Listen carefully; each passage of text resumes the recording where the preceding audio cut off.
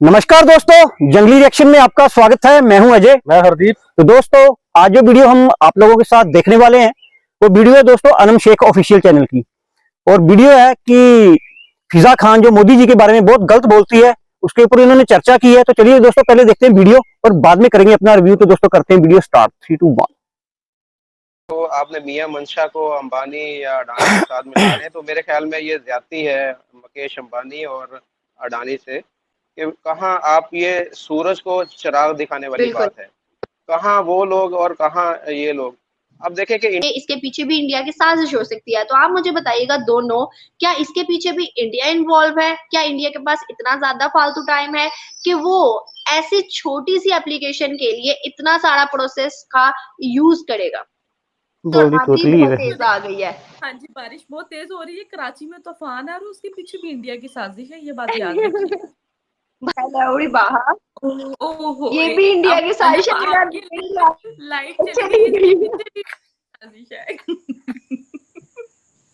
ये पाकिस्तानी हैकर भी सर तो लगता है गए हैं, लेकिन बात करने का ना मकसद यही है कि इंडिया की साजिश है। इसके पीछे भी इंडिया की साजिश है। देखिए, उड़ गए हैं भाई।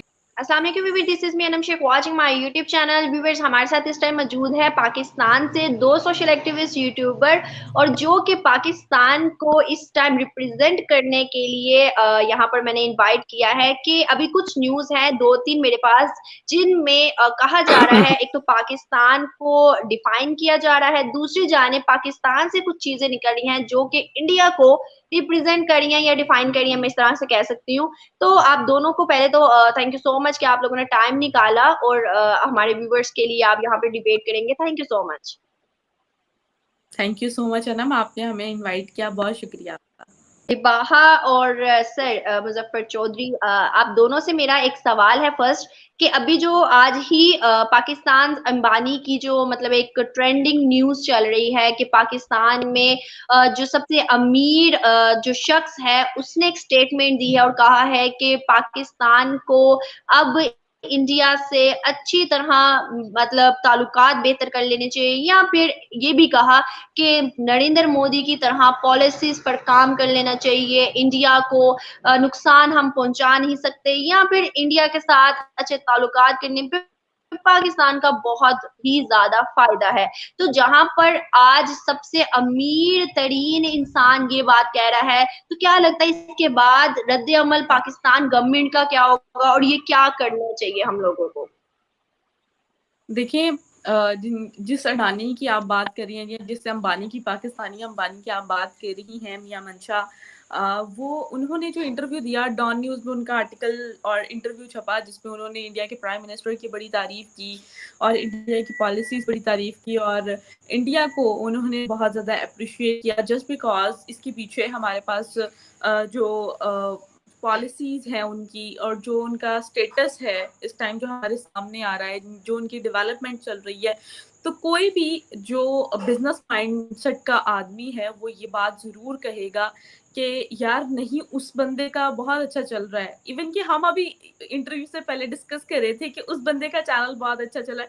देखिए, काम जब हम मार्केट में कर रहे होते हैं ना, तो हमें पता होता है कि आखिर मार्केट में चल क्या रहा है और हम क्या कर रहे हैं, अगला जो हमारा कंपटीटर है वो क्या कर रहा है। इवन जो हमसे नफरत भी रखते हैं, हम उनको भी देखते हैं और उनसे सीखने की कोशिश करते हैं या उनसे उनकी पॉलिसीज को देखते हैं, अगर वो ग्रो कर रहा है उससे भी सीखते हैं या उनको उन पर नज़र ज़रूर रखते हैं। तो इसी तरह अडानी साहब या अंबानी साहब, जिनको पाकिस्तानी अंबानी कहते हैं, उन्होंने भी उस चीज़ को मेरे ख्याल से फोकस रखकर, जो बिजनेस माइंडसेट के लोग होते हैं वो कहते हैं कि अपने आप को बिजनेस माइंडसेट रखने के साथ साथ ना वो ओवरऑल दी जो मार्केट में चल रहा होता है ना उस पर भी वो नज़र रखते हैं।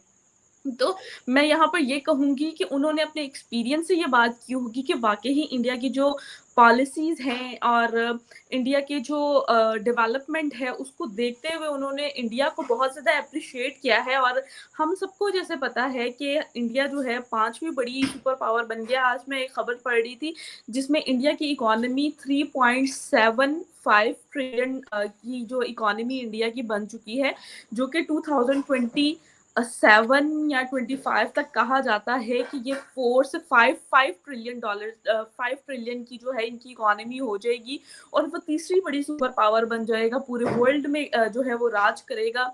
और काफ़ी जो अंग्रेज़ थे जब पाकिस्तान अलग हुआ, अंग्रेज़ों की एक ये बहुत बड़ी साजिश थी कि पाकिस्तान और हिंदुस्तान यानी कि हिंदुस्तान से उन इस टुकड़े को अलग करने की एक साजिश ये थी कि वो चीज़ों को वो ये चाहते थे कि हिंदुस्तान इस तरह ग्रो ना करे, लेकिन आज भी हिंदुस्तानियों ने मेहनत की और मेहनत करने के साथ वो 5वीं बड़ी सुपर पावर बन चुके हैं और आने वाले टाइम में ये भी कहा जा रहा है कि वो जापान को भी बीट कर देंगे, तीसरी बड़ी पावर बन जाएंगे। तो इससे जो थिंक टैंकर्स होते हैं, जो टाइकॉन्स होते हैं, वो उस चीज़ को, उस माइंडसेट को, उस बिजनेस को अपने यानी कि अपनी एक्सपीरियंस से ऑब्जर्व करके इस तरह के स्टेटमेंट्स, इस तरह की चीज़ों को वो अप्रिशिएट करते हैं, ना कि अपने वो ज़ाती रंजिशों को या पास्ट एक्सपीरियंसेस जो उनके चले या हमारी अपने उन चीज़ों को सामने रख कर वो काम करते हैं। अब एग्जांपल ऐसी है कि इंडिया में अगर इन्वेस्टमेंट करने के लिए कोई आता है तो क्यों आता है?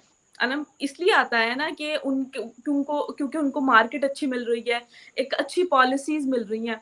तो इन चीज़ों यानी कि आज की डेट में ये कहना गलत नहीं होगा कि इंडिया जो है बिज़नेस इन्वेस्टर के लिए एक बहुत बेहतरीन डेस्टिनेशन है और बेहतरीन डेस्टिनेशन होने के साथ-साथ हम हमेशा से देखते आ रहे हैं, तो अब वो लोग उधर इन्वेस्टमेंट लेके जाते हैं, तो हम उनको जो है वो एप्रिशिएट कर रहे हैं ना।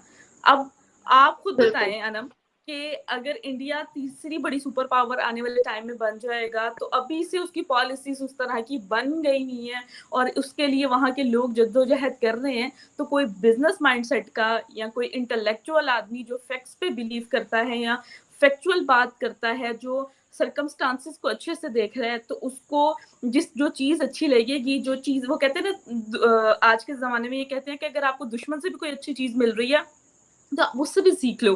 तो अगर मियाँ मंशा को जिसे हम अडानी या अंबानी कहते हैं, तो अगर उनको वहाँ से उनको सीखने के लिए कुछ मिल रहा है या उनको वो अच्छी मार्केट लग रही है या उनको उनकी अच्छी पॉलिसीज़ लग रही हैं, तो वो उसको एप्रिशिएट ही करेगा ना, कि नहीं करेगा? बिल्कुल सही। रिबाहा बिल्कुल ऐसे ही है।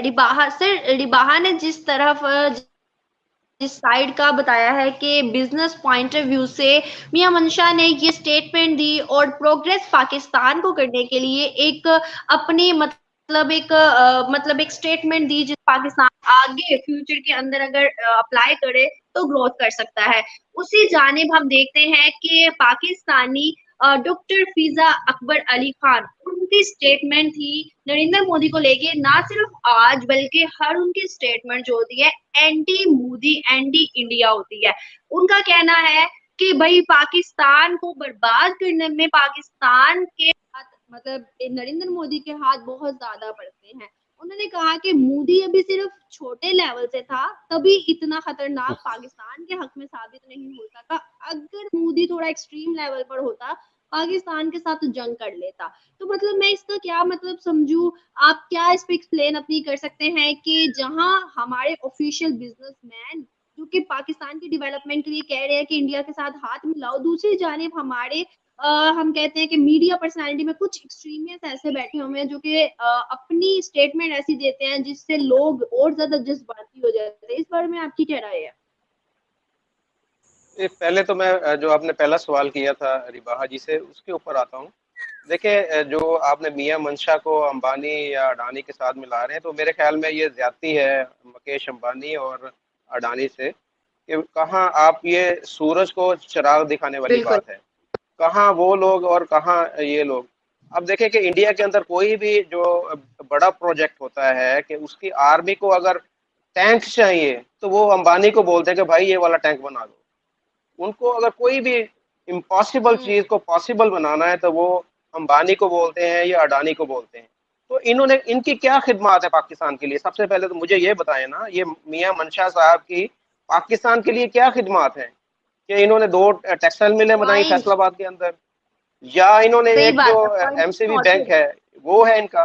तो मैं ये समझता हूँ कि ये कतन नाइंसाफी है इनको अंबानी या अडानी कहना। तो उनके साथ उनकी ये मैं तौहीन समझता हूँ, नंबर एक। दूसरा, आपने फिजा अकबर की बात की। फिजा अकबर तो देखे वो, मैं समझता हूँ कि पाकिस्तान के अंदर जिस तरह की सहाफत वो कर रही हैं, वो मुझे उस पर शर्म आती है कि जिस तरह वो पहले पाकिस्तानी पॉलिटिक्स के अंदर वो मरियम नवाज या नवाज शरीफ या इस तरह के जो पॉलिटिशियन हैं उनके ऊपर कीचड़ उठाती रही हैं, उछालती रही हैं। अब वो इंडिया के ऊपर उनका यही काम है कि रोज आए दिन कोई नई चीज लेके, कभी वो मोदी जी के ऊपर अटैक कर रही हैं, कभी किसी के ऊपर अटैक कर रही हैं। तो ये खुदा के वास्ते 1947 से हम लोग अलग हुए हैं, तो ये नफरत की ये ये पॉलिसीज जो है, जो हमारे जो मीडिया हाउसेज हैं, इनकी रोटी रोजी ही इन जैसे एंकर के जरिए चलती है कि जो इंडिया के खिलाफ नफरत हमारे दिलों में, पाकिस्तानी जो मासूम लोग हैं उनके दिलों में ये नफरत भरती है। तो पाकिस्तान, देखिए पाकिस्तान, मोदी जी को क्या पड़ी हुई है कि पाकिस्तान के ऊपर अटैक करे या पाकिस्तान के ऊपर हमला करे। पाकिस्तान अपना दुश्मन खुद है, अपने यहाँ के जो, उनको जरूरत ही नहीं किसी दुश्मन की। वो तो ये कहते हैं कि जैसे पाकिस्तान के पॉलिटिशियन है, हमें तो दुश्मनी करने की जरूरत ही नहीं है, ये लोग अपने मुल्क के साथ मुखलिस नहीं है। अब इमरान खान साहब वो कहते हैं कि वो जी इमरान खान हमारा बंदा है, वो खुद कहते हैं कि ये जो काम इमरान खान ने पाकिस्तान के साथ किया है वो कोई और कर ही नहीं ठीक है, बात सकता। तो सही तो है भाई, उन्हें जरूरत हमारा क्या ही है बंदा हमारे ऊपर हमला करने की या हमारे साथ जंग करने की? हमें तो, हम तो वैसे ही मरे पड़े हैं, जो एक मुल्क वैसे ही तबाह हुआ है वो। पर मैं अब शर्मिंदगी महसूस करता हूँ इस तरह के अल्फाज इस्तेमाल करते हुए कि हम देखें हमारी माशी हालत क्या है। जैसे रिबाहा जी ने बोला कि वो तीसरे नंबर पर आने की कोशिश कर रहे हैं, हम 42वें नंबर पर हैं। अब हम 42 से भी नीचे जाएंगे एक दो साल में, अगर और यही हमारी सिचुएशन रही तो हम, हमारा उनके साथ क्या मुकाबला, या वो हमें जंग करके उन्होंने क्या हासिल करना हमसे? उन्होंने देखिए अपना असला जाया करना है। तो हमारे पास है क्या कि जो जिसको वो तबाह करेंगे? हर चीज तो हमारी यहाँ पर पहले तबाह हुई पड़ी है। आप देख ले, यहाँ पर तो 2 वक्त की रोटी खाने के लिए एक आम बंदा परेशान है और वो भूखा बैठा हुआ है। तो उन्हें क्या जरूरत पड़ी कि इस तरह के जो मुल्क के ऊपर हमला करके अपने फौजियों को भी एंगेज करे और अपने जो असले को भी जाया करे? तो ये सोच समझ के इस तरह के बयान देने चाहिए। इन लोगों को तो चाहिए कि वो उनकी तारीफ करे कि किस तरीके से वो अपने मुल्क को आगे लेके जा रहे हैं। कि आज ये देखें कि दुनिया का वो तीसरा बड़ा लीडर बन गया और पहला वो इंडिया का प्राइम मिनिस्टर बन चुका है कि जो यूएसए के अंदर कांग्रेस को जो 2 दफा खिताब करने वाला वो लीडर बन गया है। तो वो उनको इंतजार में बैठे कि कब वो मोदी जी वहां पर आए, उनके साथ जो उन्होंने नए जो एग्रीमेंट साइन करने हैं और डिफेंस के कुछ हों या कुछ और जो खित्ते की तरक्की के लिए जो काम है, तो वो तो इंतजार में बैठे। हमारे जो प्राइम मिनिस्टर हैं वो कभी देखे तुर्की जा रहे हैं तो उनको वहां पर हक करने की कोशिश कर रहे हैं तो हाथ से वो पीछे करते हैं। तो हमारा तो ये हाल है, हमें तो कोई मुंह लगाने को तैयार नहीं है। तो वो अमेरिका जैसे जो ममालिक हैं वो उनका इंतजार कर रहे हैं कि जी कब वो आएंगे। तो खुदा के लिए इन लोगों को मिसगाइड इनको बोले ना करें और हकीकत बताएं कि हमारे दुश्मन हम खुद ही हमारे दुश्मन है। पाकिस्तानी खुद पाकिस्तान का दुश्मन है। हम लोग चाहते ही नहीं कि हम तरक्की करें। देखिए तरक्की के लिए सबसे पहले हमें अपना एजुकेशन सिस्टम जो है उसको रिवाइज करने की जरूरत है। अपने जो हमारा करिकुलम है उसके अंदर तब्दीली करने की जरूरत है। जो इंडिया के खिलाफ यहाँ पर नफरत बढ़ी जाती है, हमारे जो स्कूल्स हैं उसको खत्म करने की जरूरत है। उसके बाद जो मदारस हैं हमारे या जो हमारे मसाजिद हैं उसके अंदर बार बार ये बताया जाता है कि इंडिया ने हमारे साथ जंगें की हैं, इंडिया ने कश्मीर के ऊपर हमला किया, इंडिया ने हमें तबाह बर्बाद कर दिया। ये सारी चीजें हकीकत में बताने की जरूरत है कि इंडिया ने कभी हमारे ऊपर जंग मुसल्लत नहीं की, इंडिया ने कभी हमारे ऊपर हमला नहीं किया। इंडिया हमारा दुश्मन नहीं है। इंडिया के साथ हमें अच्छे, जब तक पाकिस्तान की इकोनॉमी बेहतर थी वो उस वक्त तक बेहतर थी कि हमारे इंडिया के साथ रिलेशन अच्छे थे। हम इंडिया के साथ ट्रेड जब कर रहे थे तो हमारे रिलेशन भी बेहतर थे और सारा कुछ बेहतर था। ये 370 वाला जो उन्होंने एक आर्टिकल को लेके इमरान खान साहब ने ट्रेड बंद की, तब से हमारा जवाल शुरू हुआ पाकिस्तान के अंदर। आप देख लें महंगाई तब के अरूज में आई। हमारी मेडिसिन, आप देखें आम जो बंदा इस वक्त जो पाकिस्तान का जो मरीज है वो अपने मेडिसिन नहीं ले पा रहा। उसकी वजह क्या है कि मेडिसिन जो है वो पहले दुबई आती है, दुबई से हम वापस पाकिस्तान में इंपोर्ट करें। तो हर चीज यहाँ पर जो आ इंडिया से रही है लेकिन वाया दुबई आ रही है। तो भाई ये कौन सी दानिशमंदी और कौन सी अकल वाली बात है कि जो चीज हम वाघा बॉर्डर के थ्रू ले सकते थे या ले रहे थे वही चीज हम घूम के तो दुबई से ले रहे हैं। तो हर चीज हमें यहाँ पर अब महंगी मिल रही है। तो बराहे करम ये जो हमारे मीडिया है, ये जो हमारे लोग हैं, जो हमारी इस्टेब्लिशमेंट है या जो भी हमारी गवर्नमेंट है, इनको चाहिए कि इस मुल्क के अवाम के ऊपर रहम खाएं। पहले ही हम बहुत ज़्यादा परेशान हैं, ऊपर से इस तरह की जंग की बातें करके, नफरत की बातें करके, इंडिया के साथ दुश्मनी की बातें करके अपने आप को मज़ीद हम जो है वो खसारे की तरफ लेके जा रहे हैं, नुकसान की तरफ लेके जा रहे हैं। तो इसके ऊपर हमें बैठने की जरूरत है, सोचने की जरूरत है, इंडिया के साथ अपने ताल्लुकात को बेहतर बनाने की जरूरत है। देखिए, इंडिया के श्रीलंका बहरान में आया, इंडिया ने उसकी हेल्प की, श्रीलंका स्टैंड हो गया। बांग्लादेश के ऊपर क्राइसिस आए, इंडिया ने उसकी हेल्प की, वो स्टैंड हो गया। अफगानिस्तान के ऊपर क्राइसिस आए, इंडिया ने उसकी हेल्प की, वो स्टैंड हो गया। नेपाल के ऊपर क्राइसिस आए, भूटान के ऊपर क्राइसिस आए, तो इंडिया ने उनकी हेल्प की। तो हमें कौन सी ऐसी चीज पड़ी हुई है कि हम चाइना के साथ जाके आगे हाथ फैला सकते हैं, हम यूएई के सामने जाकर हाथ फैला सकते हैं, सऊदी अरब के सामने जाकर हाथ फैला सकते हैं, तो हम इंडिया के साथ अपने रिलेशन क्यों नहीं बेहतर बना सकते? इसमें क्या वजह है? आखिर बताया तो जाए हमें कि क्या वजह क्या है, क्यों इनकी इतनी इनके अंदर गरूर है या इनकी ईगो इतनी है कि ये इंडिया के साथ अपने रिलेशन को बेहतर नहीं बना सकते। तो इस मुल्क के साथ आप रहम खाएं, इस मुल्क के ऊपर, इस मुल्क की आवाम के ऊपर रहम खाएं, और खुदा के वास्ते ये जो सो कॉल्ड अडानी और ये जो अंबानी आप जिसे कह रहे हैं, इनकी बात ही सुन लें कि ये जो ताजर हमारे हैं, बड़े जो हमारे इंडस्ट्रियलिस्ट हैं, वो भी अब कहने पे मजबूर हो गए हैं कि जी इंडिया के साथ अपने रिलेशन को बेहतर बनाए। तो हमें इस पर फौरी एक्शन करने की ज़रूरत है, वरना फिर जब वक्त गुजर गया तो फिर हम हाथ मलते रहेंगे कि जी अब क्या हो गया, तो फिर किसी ने हमारा साथ नहीं देना। अभी भी वक्त है कि हम इंडिया के साथ अपने रिलेशन को बेहतर बना सकते हैं, इसके लिए बोली फौरी totally तौर है। पर इक़दाम करने की जरूरत है। बिल्कुल सही सर, जैसा कि आपने अपने ही अल्फाज के अंदर बोला है कि इंडिया के पास इतना ही ज्यादा टाइम है कि वो पाकिस्तान के साथ जंग मुसल्लत करे, या फिर इंडिया के पास इतना ही फालतू टाइम है कि वो पाकिस्तान के लिए अपने असलाह को जाया करे। तो आज एक न्यूज आई है बाइकिया रिलेटेड, आप दोनों ने सुनी होगी। पाकिस्तानी जो एक ऐप है, एप्लीकेशन बाइकिया, उसको हैकर्स ने हैक किया है। जब वो एप्लीकेशन को अब लोग ओपन कर रहे हैं तो उसको मतलब उसके आगे मैसेजेस आ रहे हैं, गालियां आ रही हैं, गंदी गंदी मतलब के अब्यूज मतलब यूज किए जा रही हैं। तो आप मुझे बताइएगा कि इसके अंदर ये चीज अभी भी क्लियर नहीं है कि ये कौन से किस कंट्री के हैकर्स है, लेकिन ये कहा जा रहा है कुछ पाकिस्तान से ही ये न्यूज आ रही है कि ये इसके पीछे भी इंडिया की साजिश हो सकती है। तो आप मुझे बताइएगा दोनों, क्या इसके पीछे भी इंडिया इन्वॉल्व है? क्या इंडिया के पास इतना ज्यादा फालतू टाइम है कि वो ऐसी छोटी सी एप्लीकेशन के लिए इतना सारा प्रोसेस का यूज करेगा? अनम, ये जो आप सांस भी ले रही है ना, इसके पीछे भी इंडिया की साजिश है। इनकी आवाज भी सही नहीं आ रही थी पहले, तो उसके पीछे भी मेरे ख्याल में मोदी जी की साजिश है। आपका इंटरनेट काम नहीं ना करता, इंडिया की साजिश है, याद रखिएगा। इसके पीछे भी सही बात है, इसके पीछे पाकिस्तान की साजिश है। मैं आपको बताती हूँ, यहाँ पर बारिश यहाँ बहुत बारिश तेज और आंधी बहुत तेज आ गई है। हाँ जी, बारिश बहुत तेज हो रही है, कराची में तूफान है और उसके पीछे भी इंडिया की साजिश है, ये बात याद रखिए।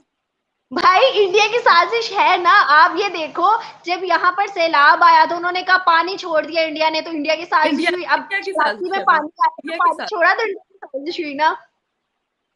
कह तो रही हूँ इंडिया की साजिश है, हर चीज इंडिया की साजिश है। हम यहाँ पर देखिए, किसी मेरे बाकी तो ख्याल में इंडिया किसी की साजिश में पानी छोड़ा है, इंडिविजुअल की पानी किसी के चाहिए ना। काम को किसी मुल्क के साथ अटैच नहीं करना चाहिए। ये किसी इंडियन जो हैकर है उसका काम हो सकता है, लेकिन उसके पीछे अब ये कहना कि जी ये इसके पीछे पूरा का पूरा इंडिया है, तो ये इसको मेरे ख्याल में इंडिया को इन्वॉल्व करना मुनासिब नहीं है। कि ये किसी, देखिए, एक इनफरादी बंदे की हो सकती है, शरारत हो सकती है, साजिश नहीं कहूँगा, शरारत होती है इस तरह। ये पाकिस्तानी हैकर भी सर तो लगता है गए हैं, लेकिन बात करने का ना मकसद यही है कि इंडिया की साजिश है। इसके पीछे भी इंडिया की साजिश है। देखिए, उड़ गए हैं भाई, उड़ गए हैं, इसका मतलब पीछे भी इंडिया सर की मैं साजिश बताती है। हूँ, मैं बताती हूँ। सर इंडिया के हक में बोल रहे थे ना, अब पाकिस्तान को पसंद नहीं आया, पाकिस्तान ने इंटरनेट के थ्रू उड़ा दिया। ये भी इंडिया की साजिश है, मैं बता रही हूँ। आप लोग कुछ भी करेंगे, कुछ भी होगा आपकी तरफ, तो इसके पीछे भी इंडिया की साजिश है। लगता है अनम भी गई इस पूरी स्ट्रीम में, मैं ही सिर्फ बाकी बची हूँ, तो इसके पीछे भी इंडिया की साजिश लग रही है। अनम भी गई, पीछे मैं ही बची। बाहर ओहो, ये भी इंडिया की साजिश है। अनम, मेरा आपकी इंडिया लाइट पीछे चली गई, नहीं इसके गई। पीछे भी साजिश है।